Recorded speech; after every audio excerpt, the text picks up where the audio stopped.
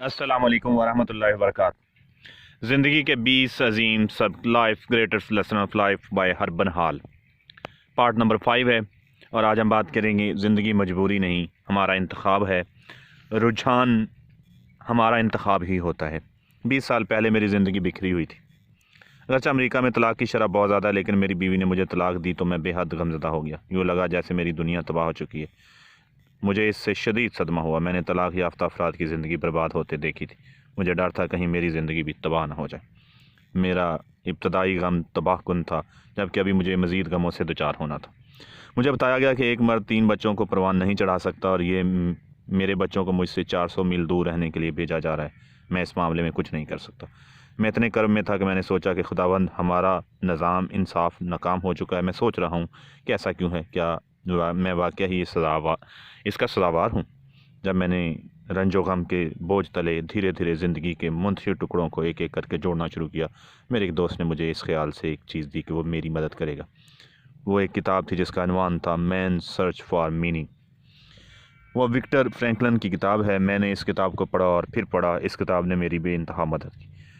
मैंने न सिर्फ उस वक़्त से खुद उसे कई बार पढ़ा, बल्कि बहुत से दूसरे लोगों को भी इसका मुताला करवाया है। ऐसा नहीं था कि मैं इस किताब के पढ़ने से मेरी शादी बहाल होगी या मेरा घर दोबारा यकजा हो गया। ताहम मुझे अपने हालात के मुतल्लिक़ मुख्तलिफ़ अंदाज में सोचने में मदद दी। मैंने इस किताब से ज़िंदगी का सबसे कीमती सबक सीखा, और वो कि वाक़यात से ज़्यादा अहम इंसान के इन वाक़यात के हवाले से सोच।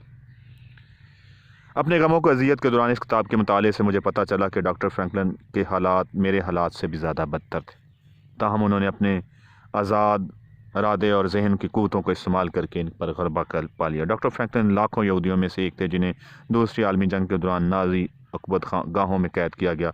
नाज़ियों ने इनसे इनकी हर चीज़ दफ़्तन छीन ली। इनकी बीवी, इनके बच्चे, इनका घर, इनकी तिब की प्रैक्टिस, तमाम दुनियावी असबाब व अशिया, इन्हें एक ऐसे कैद खाने में फेंक दिया जहाँ उन्होंने इंसानियत की तज़लील के बदतरीन मनाज़र देखे। वो ख़ुद भी बदतरीन तज़लील से दो चार हुए। फ्रैंकलिन हुकूमत खाने में मुतअद्दिद दोस्तों को मौत के मुँह में जाते देखा। उन्होंने ये भी देखा कि बेशुमार कैदियों ने खुदकुशी कर ली, जबकि बहुत सौ ने जीने का इरादा तर्क कर दिया और यूँ बहुत जल्दी मर गए। फ्रैंकलिन ने अपनी किताब में लिखा कि तमाम तर्सफा की दरिंदगी और दुखों के दरमियान इन्हें सबसे ज़्यादा तकलीफ़ ये देख कर होती कि इनके साथी कैदियों ने तय कर लिया था कि अब जीने के लिए कुछ नहीं रहा। उन्होंने इस चीज़ को पाने का तहैया कर लिया जिसे नाज़ी इनसे छीन नहीं सकते थे, और वो चीज़ इतनी अहम थी कि उसने इनका जीने का इरादा बरकरार रखा। वो एक चीज़ जिसे कोई नहीं छीन सकता, इनकी अपनी रुझान का इंतखाब करने की अहलियत थी, ख्वाह हालात कैसे ही ख़राब क्यों ना हो।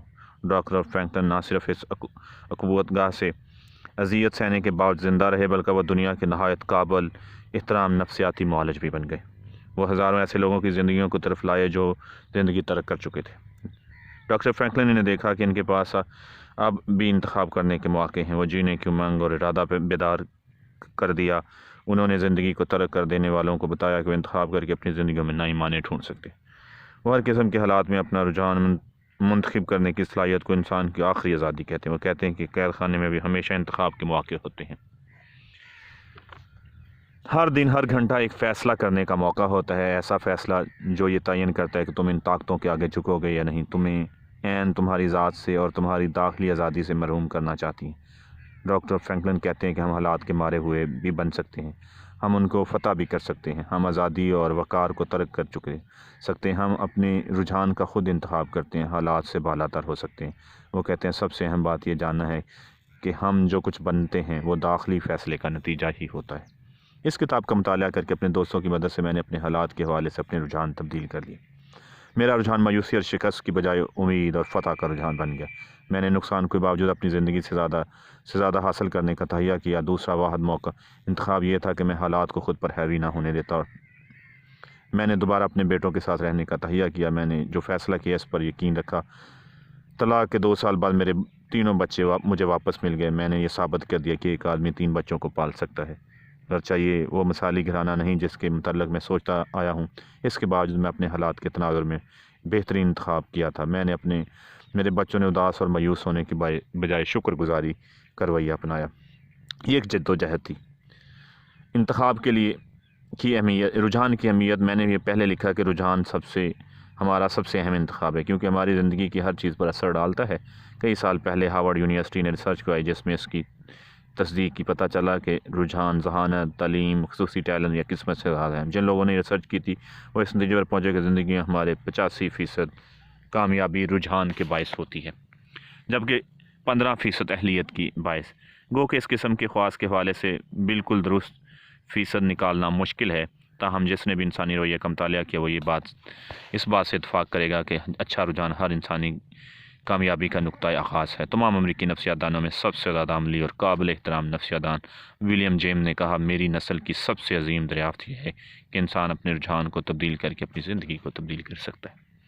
امریکہ کے مشہور گلوکار ہے ولیم کہتے ہیں کہ ہم اس وقت تک بہترین حال میں ہوتے ہیں جب تک ہم باقاعدگی سے اپنے رجحانات کو بہتر بناتے ہیں، چنانچہ یہ جاننا نہایت ضروری ہے رجحان کیا ہے۔ رجحان کیا ہوتا ہے؟ رجحان ایک ذہنی آؤٹ لک ہے، ذہن کی کیفیت ہے، یہ سوچنے کا طریقہ ہے، یہ وہی کچھ ہے جو کچھ کسی شخص کے اندر ہو رہا ہے۔ سوچیں اور ساتھ خود اپنے حوالے سے، دوسروں کے حوالے سے، حالات کے حوالے سے، عوامی طور پر زندگی کے حوالے سے۔ رجحان موڈ اور مزاجی کیفیت جیسا ہے، یہ توقع بھی ہے۔ یہ لوگ عمومی طور پر مثبت رجحان کے حامل ہوتے ہیں، وہ بہترین کی توقع رکھتے ہیں۔ جو لوگ منفی رجحان کے حامل ہوتے ہیں وہ بدترین کی توقع رکھتے ہیں۔ دونوں صورتوں میں توقعات عموماً پوری ہو جاتی ہیں۔ مرحوم براڈ کاسٹر اور مصنف ارل نائٹ نے رجحان کو لوگوں کے انعکاس کہا تھا۔ اندر جو کچھ ہو رہا ہے وہ لازماً باہر چھلکتا ہے۔ ہم جو کچھ کرتے ہیں کہتے ہیں وہ سب سے منعکس ہوتا ہے۔ ہمارے رجحانات مقناطیسوں کی طرح ہوتے ہیں، ہم اپنے خیالات کی سمت میں کھینچے چلے جاتے ہیں، خواہ وہ مثبت ہو یا منفی۔ ہم عموماً وہی کچھ کرتے ہیں جس کی توقع کرتے ہیں، جس کی وجہ یہ ہے کہ ہم جن خیالات کا انتخاب کرتے ہیں وہ پہیوں کی حرکت میں لے آتے ہیں، ہمیں کسی خاص سمت میں لے جاتے ہیں۔ وہ کسی حد تک وہی اسباب اور مسبب دونوں میں ہیں۔ جو لوگ کامیاب ہوتے ہیں وہ کامیابی کے متعلق باقاعدگی سے سوچتے ہیں، وہ اچھی چیزوں کے وقوع پذیر ہونے کی توقع رکھتے ہیں۔ میرے دوسرے سبق میں یہ کلیدی نقطہ بیان ہے کہ دنیا ہمیں خوش کرنے کے لیے اپنے آپ کو وقت نہیں کرے گی، وہ ہمیں خوش کرنے کے کام نہیں کرتی، نہ ہی وہ ہماری ضرورتوں اور خواہشوں کے مطابق ڈھلتی ہے۔ ہمارا رجحان تشکیل دیتا ہے جو ہمیں یاد دلائے کہ دنیا اس انداز میں مطابقت پیدا کرنا ہماری ذمہ داری ہے جس سے ہماری ضرورتیں اور خواہشیں پوری ہو سکیں۔ اس لیے رجحان ہمیں خوش بھی رکھتا ہے اور غمگین بھی۔ میں نے فرینکلن کی کتاب کے مطالعے سے جو سب سے اہم بات سیکھی تھی وہ یہ تھی کہ ہم اپنے خیالات کو ڈھال سکتے ہیں، وہ ہمارے حق میں کام کرے یا ہمارے خلاف۔ وہ ہمارے بہترین دوست بھی بن سکتے ہیں اور بدترین دشمن بھی۔ وہ ہمیشہ مثبت آؤٹ لک مہیا کر سکتے ہیں۔ تمہاری خود غلامی تمہارا رجحان ہے۔ اگر تم دوسرے سب لوگوں کی طرح تم اپنے آپ سے بہت ساری باتیں کرتے ہو، مجھے علم نہیں کہ وہ کسی نے اس حوالے سے تحقیق کی ہے یا نہیں، لیکن میرا اندازہ ہے کہ جب ہم اکیلے ہوتے ہیں تو ہم زیادہ وقت خود غلامی کرتے ہیں، اپنے آپ سے باتیں کرتے ہیں۔ ایسا شاید اس وجہ سے ہوتا ہے کہ ہم اچھی باتیں پسند کرتے ہیں، ہم ذہین لوگوں سے باتیں کرنا پسند کرتے ہیں، وجہ کوئی بھی ہو ہم سب خود غلامی کرتے ہیں۔ ہم جو کچھ اپنے آپ سے کہتے ہیں وہ دوسروں کی ہم سے کی ہوئی باتوں کی نسبت ہم پر زیادہ اثر ڈالتی ہے۔ ہم جو کچھ اپنے آپ سے کہتے ہیں اس کی بنیاد پر خیالات اور محسوسات کو تشکیل دیتے ہیں اور بالآخر انہی خیالات اور محسوسات کے مطابق عمل کرتے ہیں۔ گویا ہماری خود غلامی ہمارا رجحان ہے۔ چند سال پہلے کی بات ہے، میں رجحان کے موضوع پر دلچسپ نقطہ نظر تلاش کر رہا تھا۔ ایک کتاب کے نہایت دلچسپ عنوان پر میری نظر پڑی، what to say when you talk to yourself. اس کتاب کا مصنف شیڈ جو کہ سیلف مینجمنٹ کے حوالے سے ایک سنت کا درجہ رکھتا ہے، دنیا بھر میں کئی کارپوریشن اور تنظیموں کا مشیر ہے۔ وہ کتاب اپنے عنوان کی طرح اچھی نکلی۔ اس میں اچھے رجحان کی تشکیل دینے کے حوالے سے بہت سارے مشورے تھے۔ شیڈ کے خیال میں رجحان ہر چیز سے مؤثر انداز میں نپٹنے کی کلید ہے، خواہ تنظیم ہو، پیشہ ہو، گھر ہو، انفرادی زندگی۔ اس کی وجہ ہے ہم جو کام کرتے ہیں وہ ہمارے رجحان کے زیر اثر ہوتا ہے۔ رجحان میں تبدیلی کسی فرد کی زندگی بدل سکتا ہے۔ شیڈ یہ کہتا ہے کہ رجحان میں چھوٹی سی تبدیلی ہمارے عمل اور طریقہ عمل پر بہت غیر اثرات مرتب کرتی ہے۔ زندگی تک رسائی کے 3 عظیم راستے ہیں۔ گولفر جانتے ہیں کہ گیند تک پہنچنے کا طریقہ ہی ان کی کامیابی کا تعین کرنا ہے۔ پائلٹ جانتا ہے ہوائی جہاز کی لینڈنگ کا سب سے اہم حصہ درست رسائی ہے۔ وکیل جانتے ہیں کہ وہ کس طرح جیوری تک رسائی پاتے ہیں، اس میں ہر مقدمے کا تعین کرتے ہیں۔ رسائی پانے کا مطلب ہے تیاری کرنا، کسی قسم کی کامیابی کے حصول کے لیے اس کی طرف قدم بڑھانا۔ کسی چیز کی طرف درست رسائی سے اس کے نتائج کی تخلیق کی راہ میں ہمواری ہوتی ہے جن کی ہم امید کرتے ہیں۔ مختصر یہ کہ ہمارے رجحان وہ راستے ہیں جن کے ذریعے ہم زندگی تک پہنچتے ہیں۔ ہم جو راستہ اپناتے ہیں وہ ہماری کامیابی اور ناکامی کا تعین کرتا ہے۔ کھلے ذہن کے ساتھ سوچو۔ کھلے ذہن کے ساتھ خود کو جاننے اور ترقی کرنے کی شروعات کرتے ہیں۔ ہم اس وقت تک کوئی نئی بات نہیں سیکھ سکتے جب تک ہم یہ تسلیم نہ کر لیں کہ ہم زندگی سے کچھ نہیں جانتے۔ میں کالم فلسفے کا طالب علم ہوں، چنانچہ میں نے ایسی بہت سی کتابیں پڑھیں جو مجھے اس سے زیادہ گہرا سوچنے کے قابل بناتی جتنا میں سوچ سکتا تھا۔ منطق کے پروفیسر نے ہمیں بتایا کہ منطق کا مقصد ہمیں سیدھا سوچنا سکھانا ہے۔ اس کا مقصد ہمیں کسی مسئلے کے تمام پہلوؤں کا جائزہ لینا سکھانا ہے۔ اس کے علاوہ منطق ہمیں ٹھوس دلائل کی بنیاد پر نتائج تک پہنچنے کے اہل بناتی ہے۔ اس نے کہا وہ ہمیں اچھا سوچنے کی تربیت دے گا۔ تب اس نے ایک ایسی بات کہی جو میں کبھی فراموش نہیں کر سکتا۔ اس نے کہا، لیکن اگر تم کھلے ذہن کے ساتھ کلاس میں نہیں آتے تو میں تمہیں کوئی چیز بھی نہیں پڑھا سکتا۔ حقیقت تو یہ ہے، جب تک تم اپنے ذہن کو کشیدہ نہیں رکھو گے تم کچھ نہیں سیکھ سکو گے۔ فطری بات یہ ہے کہ ہمارے ذہنوں میں سوال ابھرتے ہیں۔ ہم تازہ ہائی اسکول سے باہر نکلتے ہیں، ہمیں اس سے پہلے کبھی سوچنے کا چیلنج نہیں دیا گیا۔ ہمیں یہ بھی یقین سے نہیں پتہ کہ کھلا ذہن ہوتا کیا ہے۔ ہمارا پروفیسر ایک دانا اور مہربان جیوس تھا۔ اس نے کہا، کھلا ذہن ایک رجحان ہے۔ اس کا مطلب ہے تم یہ نہیں سوچتے کہ تم پہلے سے سب کچھ جانتے ہو۔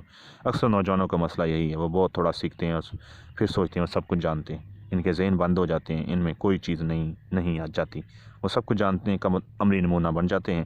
تم ایسا کرو گے تو تمہاری زندگی کی بدترین غلطی ہے۔ وہ بھی چاہتا ہے کہ یہ سمجھیں کہ کھلا ذہن خالی سر کے مترادف نہیں۔ اس نے اس بات کو بارہا زور دے کر کہا، کھلا ذہن ایک رجحان ہے کہ میں نے بس کچھ نیا سیکھنا ہے۔ خود کو دنیا کے سانچے میں مت ڈھلنے دو۔ یقین کرو دنیا تمہیں اپنے سانچے میں ڈھالنے کے لیے زبردست کوشش کرے گی، اور موجودہ زمانے میں اس کے پاس پہلے سے زیادہ ترقی یافتہ اور ہزاروں اوزار ہیں۔ ہمیں اس حقیقت کا پتہ نہیں چلتا کہ دنیا اپنے سانچے میں ڈھال رہی ہے۔ اگر انتخاب کرنے کی اہلیت ہماری سب سے بڑی آزادی اور قوت کا عظیم ترین سرچشمہ ہے تو ہم خیالات کا انتخاب کر کے حق سے دستبردار ہونے کے متحمل نہیں ہو سکتے۔ روف کے ایک نہایت مشہور مضمون کا عنوان ہے خود انحصاری۔ یہ اپنے لیے خود سوچنے کی ضرورت کے حوالے سے ایک نہایت مؤثر مضمون ہے۔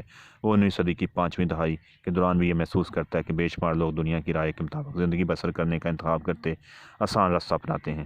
تاہم جب بھی ہم ایسا کرتے ہیں ہم سارے حقوق سے خود دستبردار ہو جاتے ہیں۔ ہمارے لیے ضروری ہے کہ ہم اپنا کردار خود تشکیل دیں، ہم اپنی سالمیت خود۔ وہ مضمون کے آخر میں لکھتا ہے، تمہارا سوا کوئی سکون نہیں دے سکتا۔ اصولوں کی فتح کے سوا کوئی شے سکون لا ہی نہیں سکتی۔